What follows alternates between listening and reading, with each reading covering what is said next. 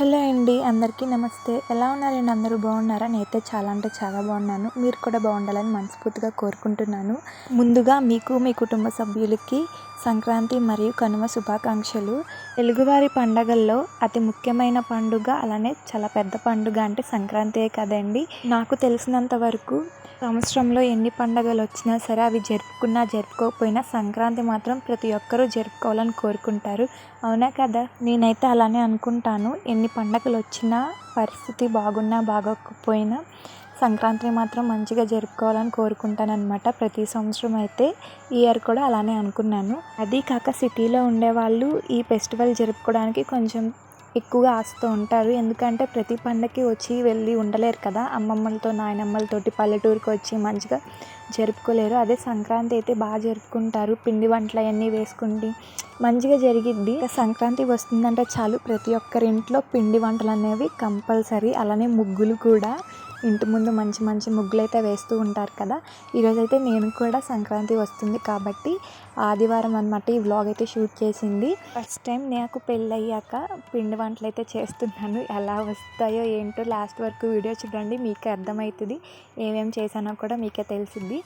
ఇంకా ఫస్ట్ అయితే జంతికలకి కొంతమంది జంతికలు అంటారు, ఇంకొంతమంది చక్రాలు అంటారు. ఒక్కొక్క ఏరియాలో ఒక్కొక్కలా పిలుస్తూ ఉంటారు కదా. ఎలా పిలవడం అయినా సరే చేసే ప్రాసెస్ అంతా కొంచెం ఒకలానే ఉంటుంది, కొంచెం కొంచెం మారుతూ ఉండిద్ది. ఒక్కొక్క ఊరు వాళ్ళు ఒక్కొక్క స్టైల్లో చేస్తూ ఉంటారు ఈ జంతికలు అనేవి. అదేనండి చక్రాలు. ఈరోజు నేను అదే ట్రై చేయబోతున్నాను అనమాట. First time. ఎప్పుడు నేనైతే ఈ వంట జోలికి వెళ్ళలేదన్నమాట. సంక్రాంతి వస్తుంది అంటే ఇంకా అమ్మ చేసి తీసుకొచ్చేది. ఇంకా మాకు అత్తయ్య లేరు కదా, ఇంకా చెప్పేవాళ్ళు ఎవరు ఉండరు. ఇంకా నేను చేయాల్సిన పని కూడా వచ్చేది కాదు. ఇంకా ఎలాగో అమ్మ ఉంది కదా, అమ్మ నీకు ఎందుకు అరవిందుతో కుదరదని చెప్పి అమ్మే చేసుకుని వచ్చేదన్నమాట. ఇంక ఇప్పుడైతే నేనే పండక్కి అమ్మ రమ్మని పిలిచింది, అయినా సరే నేనే వెళ్ళకుండా లేదు చేసుకుందాము, అందరూ చేసుకుంటున్నారు, ఎలాగో పండగకి వెళ్ళకపోయినా పండగ అయ్యాక ఎలాగో వెళ్తాము, కానీ పిండి వంటలు మాత్రం అందరూ చేసుకుంటారు కదా, మనం ఎందుకు ట్రై చేయకూడదు అని చెప్పి అయితే ఫస్టే 3 కేజీలు బియ్యం పిండి అయితే పట్టించి పెట్టాను అనమాట. ఒక 4-5 రోజుల ముందే. అంటే అప్పటికప్పుడు అంటే చాలామంది మిల్లు దగ్గర ఉంటారు, కుదరదు ఎందుకులే అని చెప్పి ఒక 4-5 రోజుల ముందే రేషన్ బియ్యాన్ని అయితే పట్టించేసి ఉంచాను అనమాట. చక్రాలకి అలానే చెక్కలకి అంటే బియ్యం నానబెట్టే పని ఉండదు కదా, అరిసెలకి అయితే నానబెట్టాలి. చక్రాలకి చెక్కలకి అంటే జంతికలకి అప్పడాలకి నానబెట్టే పని ఉండదు కాబట్టి నేనైతే నానబెట్టక ముందే 4 రోజుల ముందు అయితే పిండి అయితే మంచిగా పట్టించేసి ఉంచాను అనమాట. ఇంక ఈరోజు ఆదివారం, సోమవారం భోగి, ఇంకా ఆదివారమే పెట్టుకున్నాను. ఈరోజు అయిపోతుందా కదా అని చెప్పి నేను మరీ ఎక్కువ అయితే ఏం చేయట్లేదు. ఫస్ట్ టైం కాబట్టి చేయడము కొంచెం తక్కువే చేద్దాము, ఎందుకు మరీ ఎక్కువ చేసుకుంటే నాకు రాదు, ఎలాగో అవి పాడైపోతే తినలేము ఎందుకు అనిపించింది. అందుకే ఒక 3 కేజీల పిండి అయితే పట్టించాను. అంటే 2 కేజీలు ఏమో పిండి వంటలు చేద్దాం, 1 కేజీ ఏమో ముగ్గు వేస్తాం కదా సంక్రాంతికి, ఇంకా భోగికి, అలానే న్యూ ఇయర్కి కూడా అయిపోయిందిలేండి. న్యూ ఇయర్ అయితే ఇంక ఎలాగో ముగ్గులోకి ఉంటుంది కదా అని చెప్పి 1 కేజీ అయితే ముగ్గులో కలపడానికి విడిగా పట్టించి పెట్టాను అనమాట. ఇంక ఇక్కడైతే నేను ఏం ప్రాసెస్ అయితే ఏం చూపించలేదు. నాకు అమ్మ అయితే కొంచెం చెప్పింది, ఇలా చేసుకో, వేడి నీళ్ళతో పిండి కలుపు, పచ్చిమిరకాయలతోటి కూడా అంటే మిక్సీ పట్టి వేడి నీళ్ళు పోసి వడకట్టుకొని కారంలా చేసుకుంటారు. నేను మాత్రం నార్మల్ కారం, ఇంట్లో వాడే కారాన్ని అంటే జంతికల్లోనూ చెక్కల్లోనూ వేసేసాను అనమాట. ఎందుకు, మనం చేసేది కేజీయే, దానికి మళ్ళీ పచ్చిమిరకాయలు మిక్సీ పట్టుకొని అవి మళ్ళీ కారం ఎక్కువైపోయినా అరవింద్ తిన్నాడు. నాకు తెలుసు కాబట్టి వంటలో వాడతాం కదా కారం, అయితే దాన్నే కొంచెం చూసుకొని వేసుకున్నాను, మరీ ఎక్కువ కారం వేయకుండా. అయితే ఇంకా పుల్లల పొయ్యి మీద చేయడం అంటే చాలా కష్టము. ఇన్ని రోజులు నాకు అర్థం కాలేదు. అంటే ఈ 4 ఇయర్స్ అమ్మ చేసి తీసుకొస్తే ఏముందిలే అనుకున్నాను, కానీ ఇప్పుడు అర్థమైంది పుల్లల పొయ్యి మీద చేయడం అంటే చాలా కష్టము. ప్రతి ఒక్క అమ్మ పిల్లలకి ప్రేమతో చేసి పెట్టింది సంక్రాంతికి, వాళ్ళందరికీ హ్యాట్స్ ఆఫ్ అని చెప్పాలి. ఎందుకంటే పుల్లలపై మీద చేయడం చాలా కష్టము.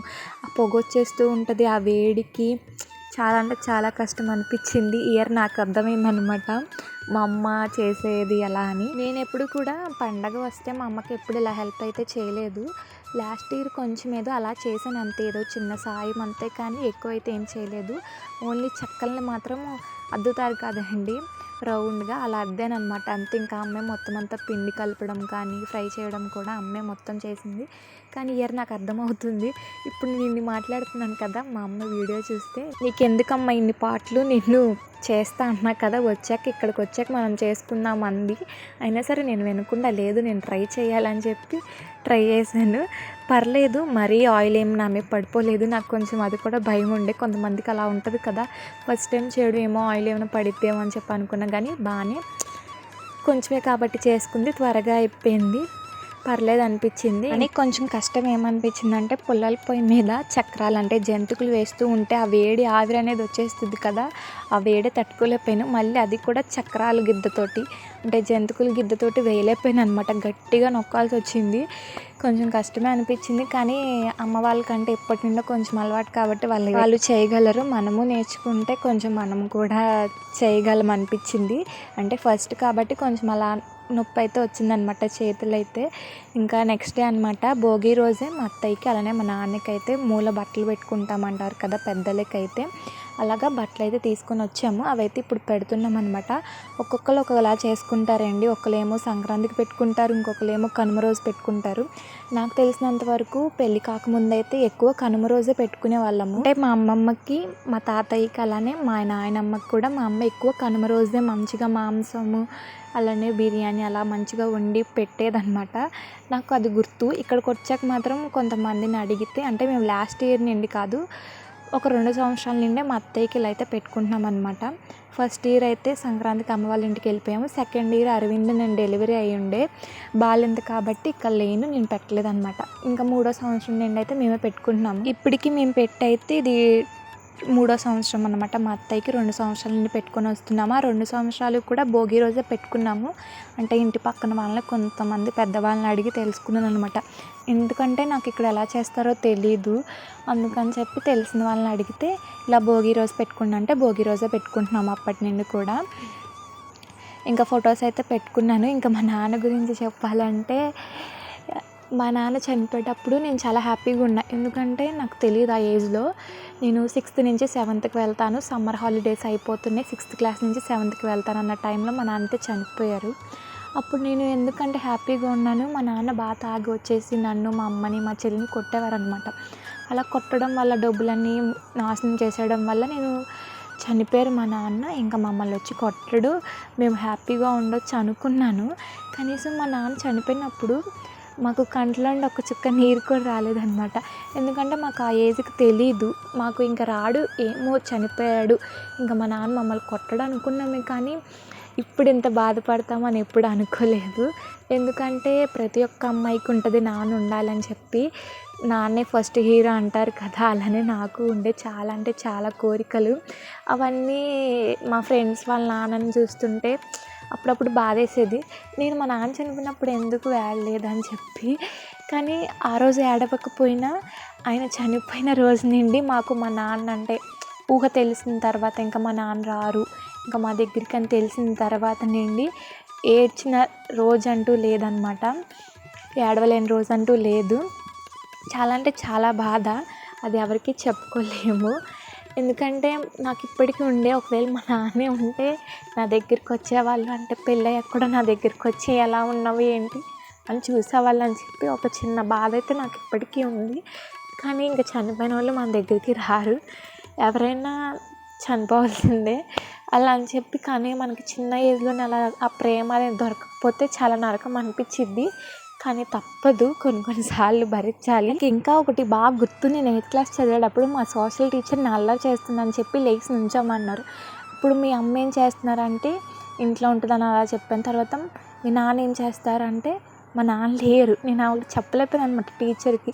మా నాన్న లేరు, టీచర్ చనిపోయారని చెప్పలేకపోయాను. చెప్పలేక ఇంక ఏడ్చేస్తూ ఉన్నాను అనమాట.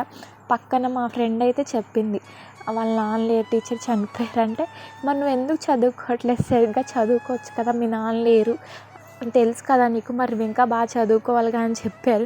లేరా అని చెప్తున్నావు కదా, నువ్వు బాగా చదువుకొని మీ అమ్మని బాగా చూసుకోవాలిగా అని చెప్పారు.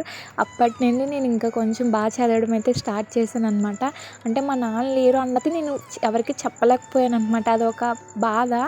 అప్పుడు ఆయన చనిపోయినప్పుడు ఏడవలేకపోయినా సరే, ఆయన గురించి ఎవరైనా అడిగితే మాత్రం నోట్లో నుండి సమాధానం రాదు, కంట్లో నుండి నీళ్ళ రూపంలోనే సమాధానం వచ్చింది నాకు కానీ మా చెల్లికి కానీ. కానీ ఏం చేస్తాం, ఏమీ చేయలేము. ఇక్కడైతే నేను చేసిన పిండి వంటలు చూపిస్తున్నాను, ఇంకా ఎక్కువే చేశానులేండి. ఓన్లీ చెక్కలు అంటే జంతికలు చెక్కలే చేశాను అనమాట, ఇంకేమీ చేయలేదు. ఆల్రెడీ సగం మా వాళ్ళు ఖాళీ చేస్తారనమాట నెక్స్ట్ డేకి అయితే.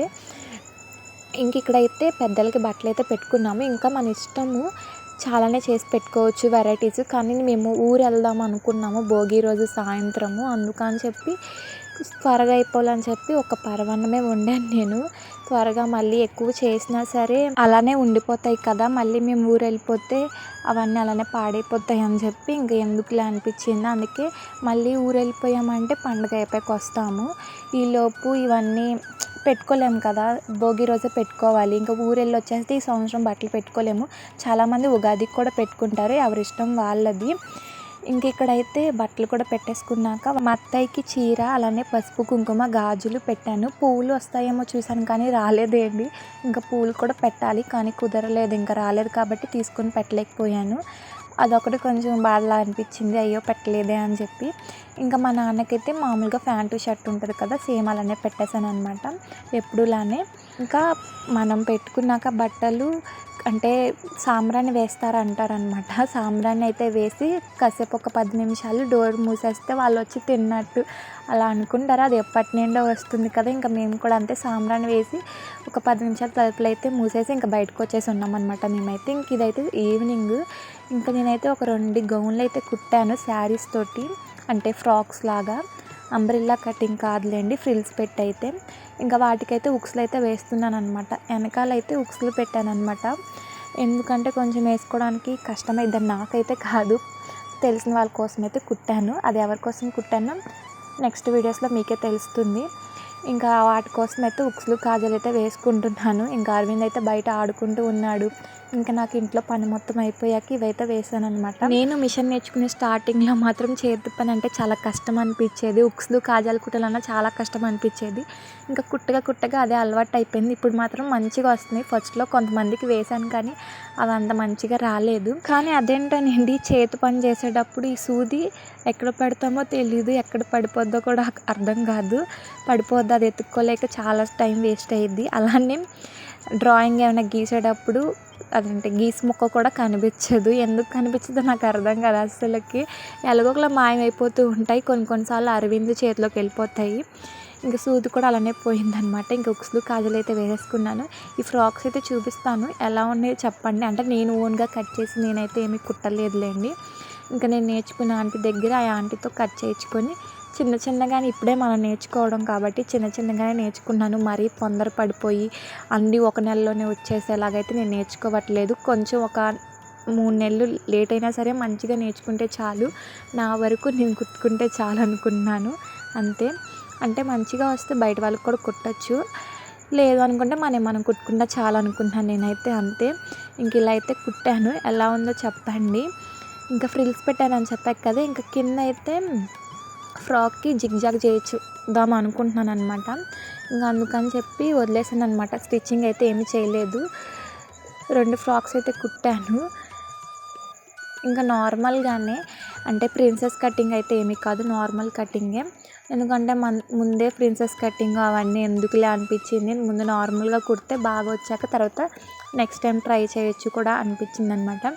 ఇంకా కింద అయితే జిగ్జాగ్ చేద్దాం అనుకుంటున్నారు. మీరు చెప్పండి, మీకు తెలిసిన వాళ్ళు ఎవరైనా వైర్తో జిగ్జాగ్ చేస్తే బాగుంటుందా, నార్మల్ జిగ్జాగ్ అయితే బాగుంటుందో చెప్పండి. ఇంకొక చిన్న ఫ్రాక్ ఉందన్నమాట, అది కూడా స్టిచ్ చేశాక ఈ 3 ఇద్దాము మిషన్ దగ్గర అని చెప్పి అయితే ఆగాను. ముందు ఒకటి ఇచ్చేసాక మళ్ళీ ఇంకోటి ఎందుకు ఇవ్వడము, 3 అయిపోయాక ఒకేసారి ఇచ్చేద్దామని చెప్పి అయితే ఆగాను అనమాట.